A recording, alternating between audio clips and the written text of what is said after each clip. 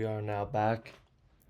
After I was at 2-3 weeks Dagestan to improve upon my chess techniques, I feel like I've gotten a lot better. Elo went down a little bit, but that's not what it's about at the end of the day. It's about improvement. So let's get into it. So I'm in the London system. So that's king's pawn and usually bishop out to c4. But this guy kind of countered in a way I usually don't see, so I just thought I'd continue my development. It's kind of an unusual play. Usually don't see this a lot either, but just something you got to adapt to. So I move up and attack. He does the same. I just continue my development. And after all the trades, I actually end up losing a piece here. Bruh. He lose that pawn, deliver a check on his king, and just to get things moving along, and just continue advancing pieces. So he castles kingside. Now usually I like to castle queenside, but I'm not really able to because this pawn is taken. So I don't really feel like my king would be safe. So just again continuing developing, capturing the center. He attacks, pawn up, trade off. Now I'm left with the pawn in the center, controlling these two square right here as well. So he attacks. I thought I saw his pin here on his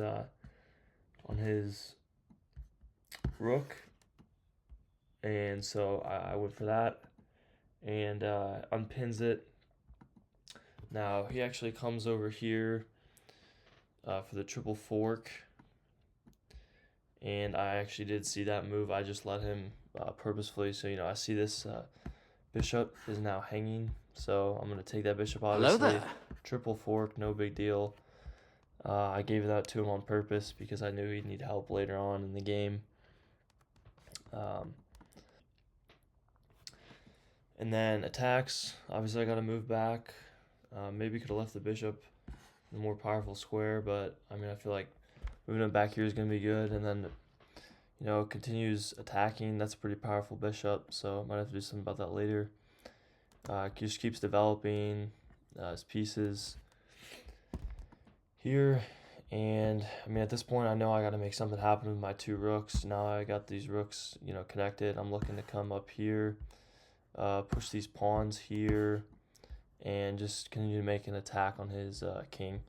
So tries to do a double attack now. Obviously, this is mate.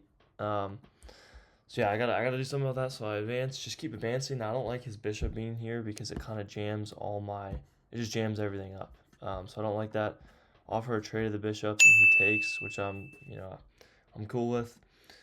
I don't really know what this move was because I know he's attacking pawn, but this rook here is safe. So I'm still just looking to just push my pawns forward. So I rook over, takes the pawn.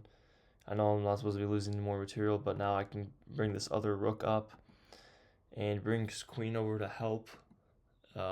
So my thought with this move, this is actually a strategic move here, and I thought that if I move here, he's gonna move his pawn up, and then the position will be locked up. I don't want that, so I move my pawn here, and he takes, and that opens this whole file up for my rook now, which is gonna help me a lot later in the game.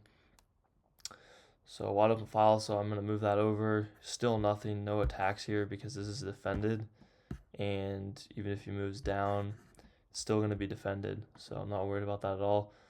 And he can't really do anything here. If he moves pawn up, I'm gonna take here, and then just move up and promote.